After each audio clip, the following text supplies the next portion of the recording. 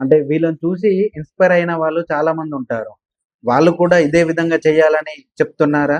లేదు అంటే మాకు దేవీ దేవతలు మా కాళ్ళ కింద ఉండాలి అని చెప్తున్నారా? అర్థం కాని విషయం. బేసిక్‌గా ఫస్ట్ దీంట్లో నారా బ్రాహ్మణి గారు ఒక మామూలుగా ఏదైనా పూజ జరిగేటప్పుడు ఇదేసుకున్నారు.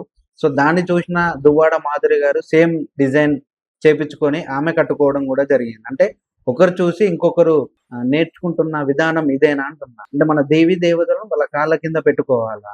మనం ఇంకా వాళ్ళని ప్రోత్సహిస్తూ వాళ్ళు తెలియక చేశారులే అని అనుకుందామా? లేదు అంటే వాళ్ళు కావాలనే ఇలా చేస్తున్నారు.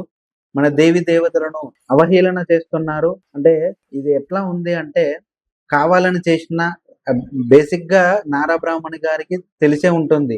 ఎందుకంటే వాళ్ళ సనాతన ధర్మంలో నుండి గాని, లేదు అంటే మన దేవీ దేవతలను పూజించడంలో గాని ఆమె ముందుంటుంది. కానీ ఇలాంటి విషయాలలో ఇలా తప్పెందుకు చేసిందో అర్థం కాని విషయం. సో, ఆమెను చూసి దువ్వాడ మాధురి గారు సేమ్ డిజైన్ సారీ గాని, అదే రామాయణం పూత గాని, లేదు అంటే దేవి దేవతల ఫోటోలున్నటువంటి ఆ చీర కట్టుకోవడం ఖచ్చితంగా మన దేవీ దేవతలను అపవిత్రం చేసినట్టే, అవమానం చేసినట్టే కూడా వస్తుంది. సో, దీనిపైన కరాటే కళ్యాణ్ గారు స్పందించారు.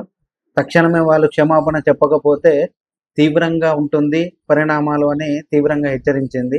సో, ఒక్కసారి ఆమె ఏమన్నదో ఒక్కసారి ఆమె మాటల్లోనే తెలుసుకునే ప్రయత్నం చేద్దాం.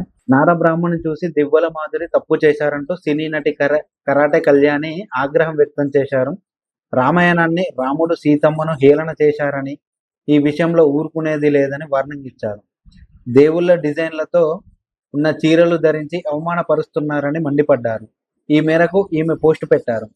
చీరలపై రామాయణాన్ని డిజైన్‌లా వేసుకొని అపహాస్యం చేశారని, గతంలో ఏపీ మంత్రి నారా లోకేష్ సతీమణి బ్రాహ్మణి గారు చీర ధరించగా, తాజాగా Bigg Boss fame Divvala Madhuri చీర ధరించడంపై ఆగ్రహం వ్యక్తం చేశారు.